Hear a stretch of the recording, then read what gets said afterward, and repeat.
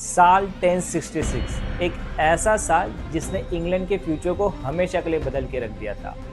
दो राजा और एक भयंकर लड़ाई, लेकिन ये लड़ाई सिर्फ तलवार या हिम्मत से नहीं जीती गई थी। ये जीती गई थी एक चाल से, एक ऐसी टैक्टिक से जो बैटलफील्ड पे किसी ने एक्सपेक्ट नहीं की थी, और उसका नाम है फेंड रिट्रीट। सो आज की इस वीडियो में हम देखेंगे बैटल ऑफ हेस्टिंग की वो एपिक कहानी और समझेंगे कि कैसे एक फेक रिट्रीट बन गई रियल विक्ट्री की वजह।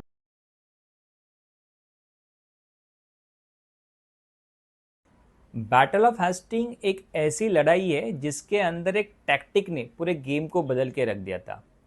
बैटल ऑफ हेस्टिंग को समझने के लिए हमें थोड़ा इतिहास में पीछे की ओर जाना होगा और पूछना होगा 1066 एडी के इंग्लैंड में आखिर उस वक्त हुआ क्या था जिससे इतनी बड़ी लड़ाई छिड़ गई थी। और ये कोई आम लड़ाई नहीं थी, ये लड़ाई थी बैटल फॉर ब्रिटेन, यानी ये ऐसी लड़ाई थी जो इंग्लैंड के फ्यूचर को डिसाइड करने वाली थी। तो चलिए चलते हैं 1066 एडी के दौर में और जानते हैं उस वजह को जिस वजह से ये बैटल छिड़ गई थी। साल 1066 चल रहा था और ब्रिटेन में तब के राजा एडवर्ड द कन्फेसर का निधन हो चुका था। प्रॉब्लम ये थी कि एडवर्ड के पास कोई उत्तराधिकारी नहीं था, मतलब कोई बेटा या वारिस नहीं था जो सिंहासन संभाल सके। इस वजह से ब्रिटेन के रॉयल कोर्ट और जनता के बीच में एक बड़ा सवाल उठ खड़ा हुआ, अगला राजा कौन बनेगा। उस समय ब्रिटेन में ये प्रथा थी कि अगर राजा का कोई बेटा ना हो तो सबसे ताकतवर और प्रतिष्ठित नोबेल को राजा बनाया जाता था। ये नोबेल लोग वो लोग थे जो धनी होते थे, बल्कि उनके पास अपनी छोटी सी प्राइवेट आर्मी भी होती थी। ऐसे ही कई पावरफुल नोबेल में से एक को चुना गया, हैरोल्ड कॉडविंसन, जो अब बने नए किंग ऑफ इंग्लैंड। लेकिन हैरोल्ड के राजा बनते ही कुछ कोर्ट के लोग और पुराने समर्थक नाराज हो गए, और जैसे अक्सर होता है जब एक देश के अंदर राजनीतिक अशांति होती है तब उसका फायदा बाहरी शत्रु उठाते हैं, और यही हुआ। किंग कॉडविंसन के राजा बनते ही कुछ ही महीनों में ब्रिटेन के नॉर्थ से एक बड़ा अटैक हुआ। वाइकिंग लीडर हेराल्ड हरराडा का उसने अपने प्रोफेशनल वाइकिंग आर्मी के साथ इंग्लैंड पर हमला कर दिया। कॉडविंसन के पास फुल फोर्स रेडी नहीं थी, जो आर्मी थी वो छोटी थी, लेकिन उसमें एक इम्पोर्टेंट यूनिट थी, हस्कार्स। ये हैरोल्ड की प्रोफेशनल इलाइट फोर्स थी जो ट्रेन थी और लॉयल थी। कॉडविंसन ने देर ना करते हुए अपनी छोटी सी सेना के साथ नॉर्थ में मार्च किया और स्टैमफोर्ड ब्रिज के तरफ, यानी स्टैमफोर्ड ब्रिज के आसपास आते ही उनकी लड़ाई वाइकिंग आर्मी के साथ शुरू हुई, और ये युद्ध बड़ा घमासान हुआ। इसे स्टैमफोर्ड ब्रिज का बैटल के नाम से भी जाना जाता है, और इसी बैटल के अंदर कॉडविंसन के आर्मी ने वाइकिंग आर्मी को हरा दिया। खुद वाइकिंग लीडर हरराडा का भी उसी बैटल के अंदर मौत हो गई, और ये जीत ने कॉडविंसन और ब्रिटेन के लिए एक बड़ी विक्ट्री लाई, और इस विक्ट्री के साथ लोगों का भरोसा अब कॉडविंसन पे पड़ने लगा था। लेकिन इस जीत की खुशी अभी प्रॉपरली मनाई भी नहीं गई थी कि एक नया खतरा सामने आ गया। साउथ से इन्वेंशन हुआ। कॉडविंसन और उसकी आर्मी अभी स्टैमफोर्ड ब्रिज वाले बैटल के घाव और थकान से उभरी ही नहीं थी, और ना ही वो लंदन लौट पाए थे। तभी एक मैसिव नॉर्मन आर्मी ने हेस्टिंग के पास लैंडिंग कर दी, जिसका नेतृत्व कर रहे थे विलियम ड्यूक ऑफ नॉर्मंडी। अब कॉडविंसन को और एक नए बैटल के लिए रेडी होना था, और इस बार खतरा साउथ से था।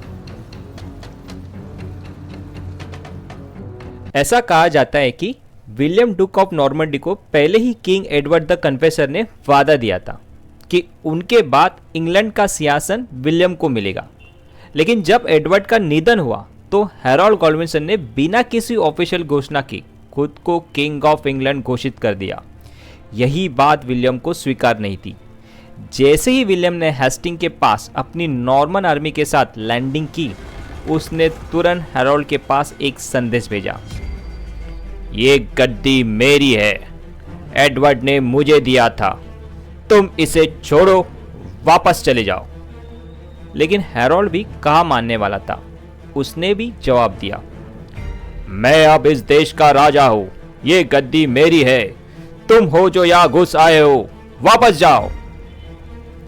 अब फैसला बातों से नहीं तलवारों से होना था। और फिर आया वो दिन 14 अक्टूबर 1076। दोनों फोर्सेस यानी हेरोल्ड की सेक्सन आर्मी और विलियम की नॉर्मन आर्मी एक दूसरे के सामने थी, हेस्टिंग के पास एक सेनलेक हिल पर, जहां सेक्सन आर्मी ने ऊपर से पोजीशन ले रखी थी। अब बस एक ही चीज बाकी थी, युद्ध का शंखनाद। 14 अक्टूबर 1066, हेस्टिंग का मैदान। एक तरफ थे विलियम के डिसिप्लिन नॉर्मल सोल्जर्स और दूसरी ओर थे गॉडविंसन के फियरस एंग्लो सैक्सन वॉरियर, जिसमें मुख्य रूप से हस्कास थे, जिन्हें पिछले कुछ दिनों से कंटिन्यूस बैटल और मार्च का थकान था। अब दोनों आर्मी एक दूसरे के सामने थी और अब बस शुरू होने वाला था एक ऐसी लड़ाई जो ब्रिटिश इतिहास को हमेशा के लिए बदल के रखने वाली थी। बैटल शुरू होने से पहले एक नज़र डालते हैं दोनों आर्मीज की तैयारी पर। किंग हैरोल्ड गॉडविंसन की इंग्लिश आर्मी नॉर्थ से लॉन्ग मार्च करके साउथ तक आई थी। इसी वजह से उन्होंने सेनलेक हिल के टॉप पर एक स्ट्रॉन्ग डिफेंसिव पोजीशन ली थी। हैरोल्ड के पास लगभग 6000 सोल्जर्स थे, लेकिन सभी के सभी इन्फेंट्री यानी फुट सोल्जर्स थे। इनमें से लगभग 3500 के आसपास के जो सोल्जर्स थे वो एलाइट थे, जिन्हें हस्कास के नाम से जाना जाता है। ये वो वॉरियर्स थे जो हेवी इन्फेंट्री कैटेगरी में आते थे।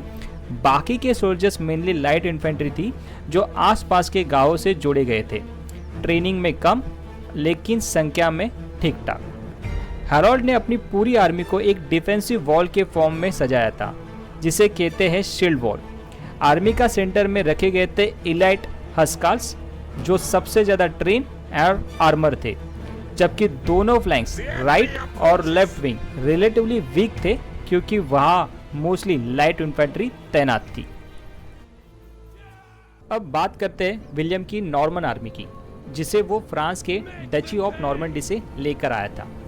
उनके पास थी एक बैलेंस्ड और प्रोफेशनल फोर्स, लगभग 7000 सोल्जर्स थे।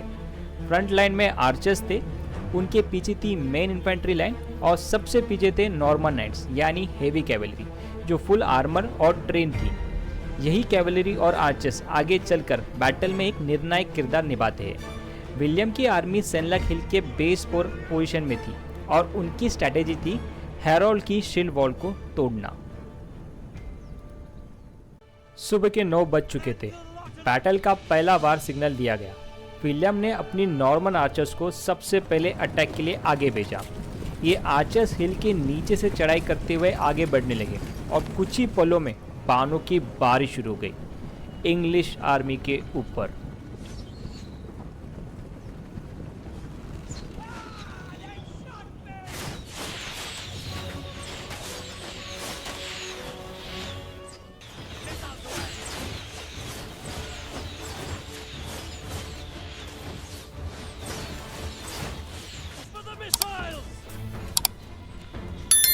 पर गॉडविंसन की सेना तैयार थी।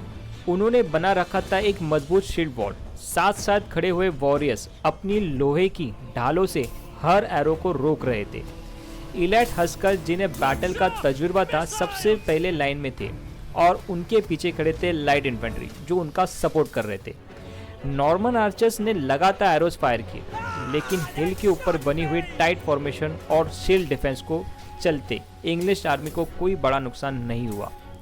विलियम का पहला अटैक फेल होता दिख रहा था। नॉर्मन आर्चर का अटैक फेल हो चुका था।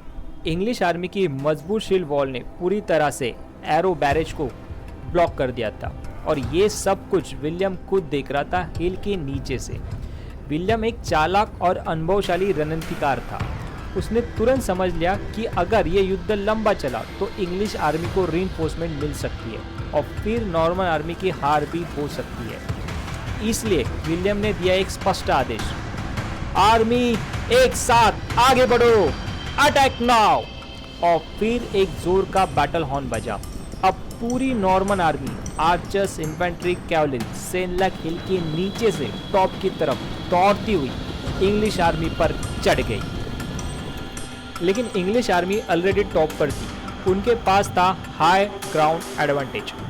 उनकी शील्ड वॉल इंटैक्ट थी और सबसे सेंटर में खड़े बैटल हार्डन हस्काल्स, जो हेवी इन्फेंट्री थे, फुल आर्मर और एक्सेस के साथ। जब नॉर्मन आर्मी के हिल के ऊपर तक पहुंची तब शुरू हुए एक घमासान हाथ से हाथ की लड़ाई, तलवारों, एक्सेस और शील्ड की टक्कर। एक ऐसी जंग जहां हर पल मौत का डर था और जीत का सिर्फ एक ही रास्ता था, स्ट्रैटेजी।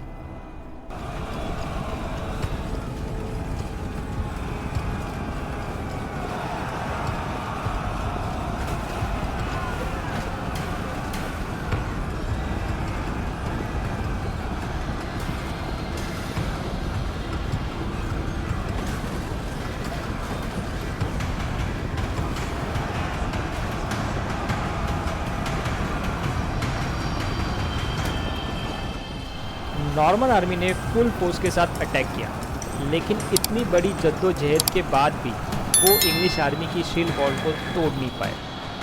हिल के टॉप पे खड़ी हेरोल्ड की टाइट फॉर्मेशन ने नॉर्मन इन्फेंट्री और कैवलरी दोनों को ही मोमेंटम को रोक दिया और आखिरकार बैटल के बीच नॉर्मन ट्रूप्स के बीच थकान, टेंशन और कंफ्यूजन बढ़ने लगा। उनके कई सोल्जर्स मारे जा चुके थे और अब वो पीछे हटने लगे थे।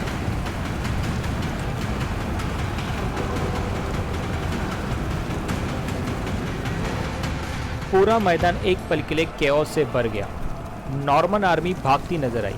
ये देखकर हेरोल्ड की आर्मी का राइट विंग, जो मोस्टली लाइट इन्फेंट्री थी, वो भी जोश में आई और बिना प्लानिंग के वो नॉर्मन आर्मी का पीछा करने लगी। वही बैटलफील्ड के दूसरे कोने पर एक अफवाह फैल गई, किंग विलियम मारे गए, भागो भागो।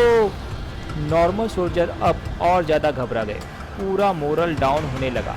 लेकिन इसी बीच विलियम ने स्ट्रैटेजी और लीडरशिप का एक असली रूप दिखाया।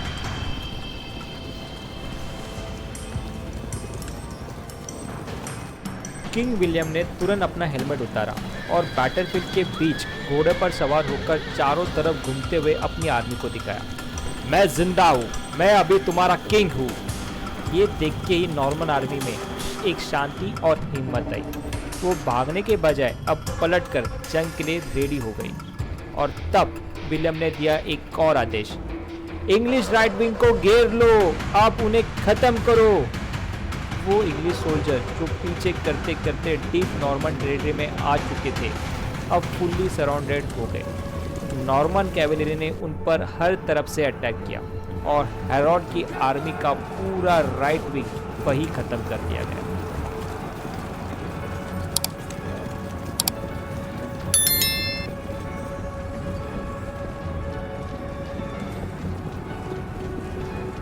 ये था फियन रेटेड का असली जादू और यहीं से बैटल ने एक नई दिशा ले ली। युद्ध के बीच किंग विलियम ने कुछ देर के लिए बैटल को पॉज किया। वो बैटलफील्ड पर हो रहे पीछे के घटनाओं को अध्ययन करने लगे। विलियम एक टैक्टिकल जीनियस थे।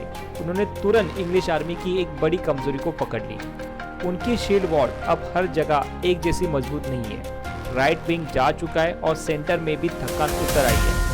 विलियम ने डिसाइड कर लिया कि अब इसी कमजोरी का फायदा उठाना होगा और इसी स्ट्रैटेजी के साथ विलियम ने बैटल का दूसरा चरण शुरू किया।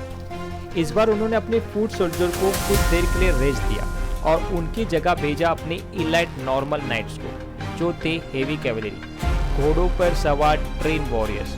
विलियम ने एक ही आदेश दिया, पूरी कैवेलरी एक साथ अटैक करेगी।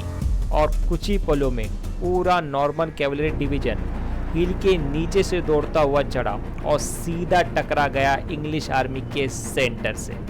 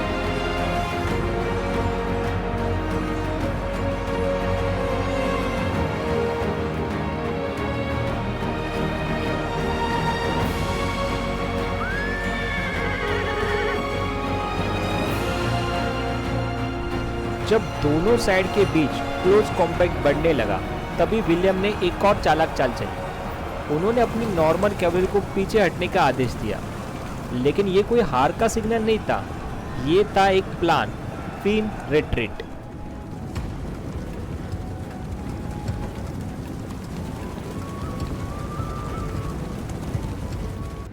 नॉर्मन कैवलरी हिल के ऊपर चढ़ती, इंग्लिश सोल्जर से टकराती और फिर अचानक से पीछे मुड़कर नीचे उतरने लगी। ये पैटर्न विलियम ने एक बार नहीं कई बार रिपीट किया और हर बार सेम इफेक्ट होता।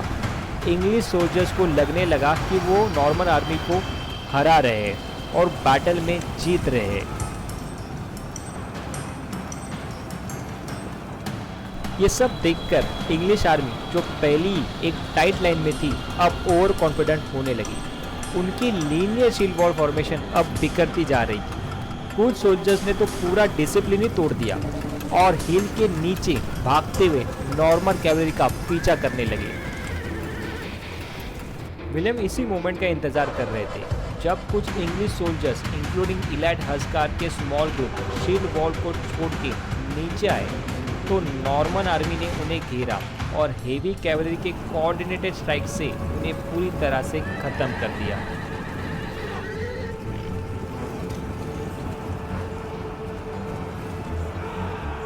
और अब इंग्लिश आर्मी, जो पहले ही स्टैमफोर्ड ब्रिज के बैटल से थकी हुई थी और अब हेस्टिंग में घाटों से लड़ रही थी, वो अब संख्या में भी कम थी और मनोबल में भी टूट रही थी। हर तरफ से सोल्जर गिर रहे थे और उनकी शील्ड वॉल, जो अब तक उनका सहारा बनी हुई थी, अब धीरे धीरे बिखरती जा रही थी। विलियम ने बैटलफील्ड का ये परफेक्ट मोमेंट पहचान लिया। ये वक्त था फाइनल ब्लो देने का। विलियम ने पूरी आर्मी को एक साथ अटैक करने का आदेश दिया। आर्चर्स, इन्फेंट्री, हेवी कैवलरी, हर डायरेक्शन से नॉर्मन आर्मी ने एक कोऑर्डिनेटेड अटैक किया और अब इंग्लिश आर्मी के पास ना नंबर था, ना डिसिप्लिन और ना ही एनर्जी।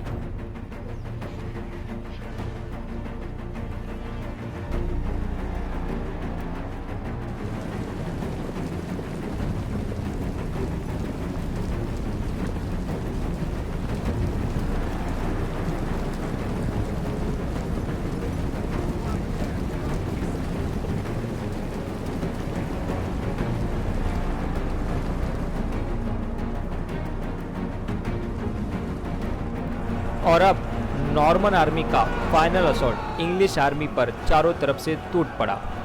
आर्चर्स ऊपर से एरोज की बारिश कर रहे थे। कैवलरी और इन्फेंट्री दोनों तरफ से इंग्लिश लाइन को पुश कर रही थी और धीरे धीरे कॉर्डोविसन की आर्मी, जो पहले से थकी हुई और कमजोर थी, अब पीछे हटने लगी। बैटलफील्ड पर क्योस बढ़ने लगा।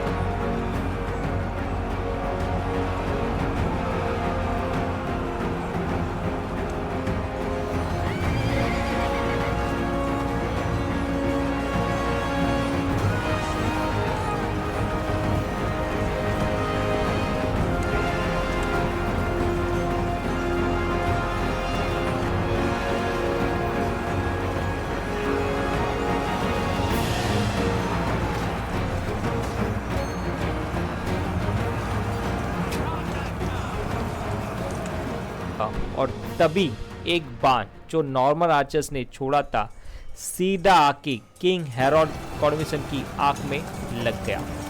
हैरोल्ड वही बैटलफील्ड पे गिर गए और मारे गए।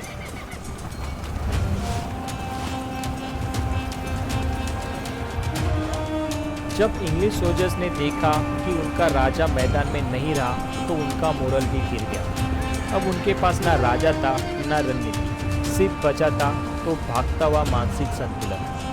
पूरी इंग्लिश आर्मी ने मैदान छोड़ दिया और भागती चली गई। और इस तरह से एक भागने का नाटक, जिसे विलियम ने सोच समझकर प्लान किया था, बना बैटल ऑफ हेस्टिंग का जीत का फॉर्मूला। विलियम ने सिर्फ एक बैटल नहीं जीता, उसने इंग्लैंड जीत लिया और इसी जीत के साथ ही ब्रिटेन के इतिहास में शुरू हुआ नॉर्मन रूल का एक नया युग। बैटल के अंत तक एंग्लो सैक्सन आर्मी पूर्ण रूप से टूट चुकी थी। किंग गॉडविंसन के मौत के बाद इंग्लिश आर्मी का पूरा रेजिस्टेंस ही खत्म हो चुका था और विलियम बन गए थे बैटलफील्ड के विजेता।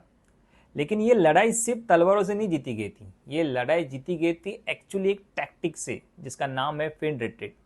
तो हम थोड़ा जानते हैं इस वीडियो में आगे के पार्ट में कि किस तरह से फिन रिट्रीट काम करती है। तो चलिए समझते फिन रिट्रीट कैसे काम करती है। यहाँ दो आर्मीज है, एक है आर्मी रेड और दूसरे है आर्मी येलो। दोनों ही आर्मी एक दूसरे की तरफ आगे बढ़ती है और दोनों में घमासान टकराव हो जाता है। कुछ ही देर बाद येलो आर्मी पीछे हटने लगी है। रेड आर्मी को लगा कि येलो आर्मी कमज़ोर पड़ गई और इसलिए भाग रही है। इसी मौके का फ़ायदा उठाने के लिए रेड आर्मी येलो आर्मी का पीछा करती है ताकि उन्हें पूर्ण रूप से ख़त्म कर दिया जा सके। लेकिन ये सब एक चाल है। रेड आर्मी ज़्यादा अंदर घुस आती है और तीनों तरफ से घेर ली जाती है। आखिरी वार होता है, रेड आर्मी हार जाती है और येलो आर्मी की जीत होती है, सिर्फ एक फेक रिट्रीट के सहारे, जिसे फिन रिट्रीट कहा जाता है। सो आज की वीडियो के लिए बस इतना है, लेकिन जाने से पहले मैं एक सवाल पूछना चाहूँगा कि मैं आपकी राय जानना चाहूँगा कि आपको क्या लगता है कि जिस प्रकार से विलियम ये बैटल जीता है और उसने ये रिट्रीट की टैक्टिक इस्तेमाल की थी, अगर वो ये रिट्रीट की टैक्टिक इस्तेमाल ना करता तो क्या आपको लगता है कि नॉर्मन आर्मी नीचे से, यानी पहाड़ी के नीचे से ऊपर चढ़कर इंग्लिश आर्मी को हरा सकती थी?